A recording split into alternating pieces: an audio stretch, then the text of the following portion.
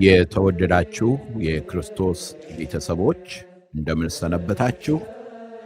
ይህ መጽሐፍ ቅዱሳችንን እናንብብ በሚል ርዕስ በየዕለቱ ከእግዚአብሔር ቃል የምናነብበት ፕሮግራም ነው። የፕሮግራሙ ዋና ዓላማ የዚህ ፕሮግራም ተከታታዮች መጽሐፍ ቅዱሳቸውን ከፍተው በየዕለቱ ከእግዚአብሔር ቃል እንዲያነቡ ለማበረታታት ነው። የእግዚአብሔር ቃል ሕያው ነውና የሚሠራም ሁለት አፍ ካለው ሰይፍ ሁሉ ይልቅ የተሳለ ነው፣ ነፍስንና መንፈስንም ጅማትንና ቅልጥምንም እስኪለይ ድረስ ይወጋል፣ የልብንም ስሜትና ሐሳብ ይመረምራል። ብዙ ጩኸትና ጥድፊያ በበዛበት ዓለም ላይ የእግዚአብሔር ቃል ዕረፍትን ይሰጣል፣ ፍሬያማ ሕይወት እንዲኖረን ያደርጋል። ስለዚህ በየዕለቱ የእግዚአብሔርን ቃል ልናነብ ልናሰላስል ይገባል ማለት ነው።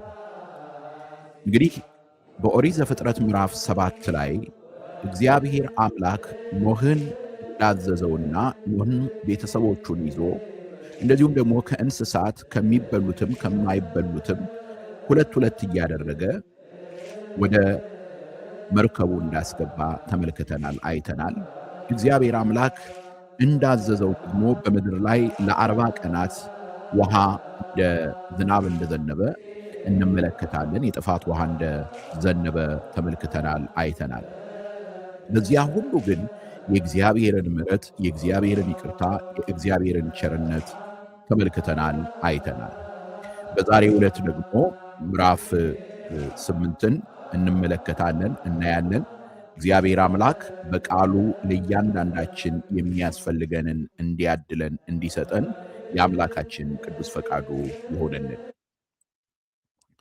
በስመ አብ ወወልድ ወመንፈስ ቅዱስ አሃዱ አምላክ አሜን። ኦሪት ዘፍጥረት ምዕራፍ 8። እግዚአብሔርም ኖህን በመርከብ ከእርሱ ጋር የነበረውን አራዊትን ሁሉ እንስሳውንም ሁሉ አሰበ። እግዚአብሔርም በምድር ላይ ነፋስን አሳለፈ፣ ውሃውም ጎደለ። የቀላዩም ምንጮች የሰማይም መስኮቶች ተደፈኑ፣ ዝናብም ከሰማይ ተከለከለ። ውሃውም ከምድር ላይ እያደር ቀለለ። ከ150 ቀንም በኋላ ውሃው ጎደለ። መርከቢቱም በሰባተኛው ወር ከወሩም በ17ኛው ቀን በአራራት ተራሮች ላይ ተቀመጠች። ውሃውም እስከ 10ኛው ወር ድረስ ይጎድል ነበር። በ10ኛው ወር ከወሩም በመጀመሪያው ቀን የተራሮቹ ራሶች ተገለጡ። ከ40 ቀንም በኋላ ኖህ የሠራውን የመርከቢቱን መስኮት ከፈተ፣ ቁራውንም ሰደደው። እርሱም ወጣ፣ ውሃው ከምድር ላይ እስኪደርቅ ድረስ ወዲያና ወዲህ ይበር ነበር። ርግብንም ውሃው ከምድር ፊት ቀሎ እንደሆነ እንድታይ ከእርሱ ዘንድ ሰደዳት። ነገር ግን ርግብ እግሯን የምታሳርፍበት ስፍራ አላገኘችም። ወደ እርሱም ወደ መርከብ ተመለሰች። ውሃ በምድር ላይ ሁሉ ስለነበረ እጁን ዘረጋና ተቀበላት፣ ወደ እርሱም ወደ መርከብ ውስጥ አገባት። ከዚህም በኋላ ደግሞ እስከ 7 ቀን ቆየ። ርግብንም እንደገና ከመርከብ ሰደደ። ርግብም በማታ ጊዜ ወደ እርሱ ተመለሰች። በአፏም እነሆ የለመለመ የወይራ ቅጠል ይዛ ነበር። ኖህም ከምድር ላይ ውሃ እንደቀለለ አወቀ። ደግሞ እስከ 7 ቀን ቆየ። ርግብንም ሰደዳት፣ ዳግመኛም ወደ እርሱ አልተመለሰችም። በኖህ ዕድሜ በ601 ዓመት በመጀመሪያው ወር ከወሩም በመጀመሪያው ቀን ውሃው ከምድር ላይ ደረቀ። ኖህም የመርከቢቱን ክዳን አነሳ፣ እነሆም ውሃው ከምድር ፊት እንደደረቀ አየ። በሁለተኛውም ወር ከወሩም በ27ኛው ቀን ምድር ደረቀች። እግዚአብሔርም ለኖህ እንዲህ ብሎ ነገረው፣ አንተ ሚስትህንና ልጆችህን የልጆችህንም ሚስቶች ይዘህ ከመርከብ ውጣ።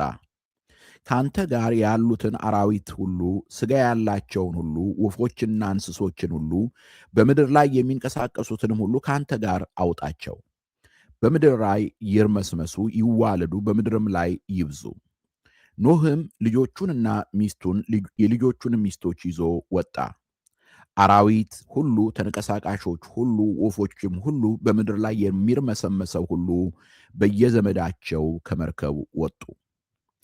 ኖህም ለእግዚአብሔር መሠዊያውን ሠራ፣ ከንጹሕም እንስሳ ሁሉ ከንጹሐን ወንድ ወፎችም ሁሉ ወሰደ። በመሠዊያውም ላይ መሥዋዕትን አቀረበ። እግዚአብሔርም መልካሙን መዓዛ አሸተተ። እግዚአብሔርም በልቡ አለ፣ ምድርን ዳግመኛ ስለ ሰው አልረግምም፣ የሰው ልብ ሐሳብ ከታናሽነቱ ጀምሮ ክፉ ነውና፣ ደግሞም ከዚህ ቀደም እንዳደረግሁት ሕያዋንን ሁሉ እንደገና አልመታም። በምድር ዘመን ሁሉ መዝራትና ማጨድ፣ ብርድና ሙቀት፣ በጋና ክረምት፣ ቀንና ሌሊት አያቋርጡም።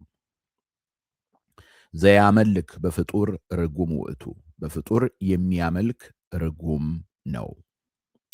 እግዚአብሔር አምላክ ስለ ቃሉ የተመሰገነ ይሁን። እንግዲህ በዚህ በኦሪት ዘፍጥረት ምዕራፍ 8 ላይ የምናገኘው የመጀመሪያው አስደናቂ ነገር እግዚአብሔር ኖህን አሰበው ይለናል። እግዚአብሔር ኖህን አሰበው። ይህ የእግዚአብሔርን ምሕረት፣ የእግዚአብሔርን ይቅርታ፣ የእግዚአብሔርን ቸርነት የምናይበት ነው። ሁልጊዜ የእግዚአብሔር ፍርድ ከፍቅሩ፣ ፍቅሩ ደግሞ ከፍርዱ ወይም ደግሞ ከፍትሑ የተለየና የተነጣጠለ አይደለም። ሁልጊዜ እግዚአብሔር እነዚህን ሁለት ነገሮች በአንድነት በጣምራ የሚገልጥ አምላክ ነው። በመስቀል ላይ እንኳን የተገለጠውም ይሄ ነው፣ የእግዚአብሔር ፍትሕና የእግዚአብሔር ፍቅር። በዚህም በኦሪት ዘፍጥረት ምዕራፍ 8 ላይ የምናገኘው የምንመለከተው ይሄንን ነው። እግዚአብሔር አምላክ ኖህን ስላሰበው ዝናቡ እንደቆመ ምድርም እንደደረቀች እንመለከታለን። እና ለዚህ መልእክተኛ ሆና የተላከችው ርግቧ ነበረች። የቤተ ክርስቲያን አባቶቻችን ከጥንት ጀምሮ እንዳመለከቱት እንዳሳዩት ያቺ ርግብ እና ይዛው የመጣችው የወይራ ዝንጣፊ በሰማይና በምድር መካከል ማለትም በእግዚአብሔርና በፍጥረቱ መካከል ላለው እርቅ ለተከናወነው ምሕረት ምልክት እንደሆነ እንመለከታለን፣ እናያለን። ነገር ግን እዚህ ላይ ብዙ አንገባም። ዋናው እናንተ እንድታነቡትና እንድታሰላስሉት ስለሆነ፣ ነገር ግን አስተውላችሁ ከሆነ አጠቃላይ በዚህ ምዕራፍ ላይ የምንመለከተው እግዚአብሔር እንደገና በሐዲስ ተፈጥሮ ፍጥረትን ሲያስብ እንመለከታለን። ኦሪት ዘፍጥረት ምዕራፍ 1 ላይ የምናገኘው በረከት፣ ለምሳሌ ብዙ ተባዙ ምድርን ሙሏት የሚለው ቃል እዚህ ስፍራ ላይ እንደገና ሲነገር እናያለን። በአዲስ መንገድ እግዚአብሔር የሰው ልጆችንና በነሱም አማካኝነት ደግሞ ፍጥረትን ሁሉ እግዚአብሔር ሲባርክ እንመለከታለን፣ እናያለን። ለዚህ ኖህና ቤተሰቦቹ የሰጡት ምላሽ ምንድን ነው? መስዋዕት ማቅረብ ነበር። ለእግዚአብሔር ለአምላካቸው መስዋዕት አቀረቡ።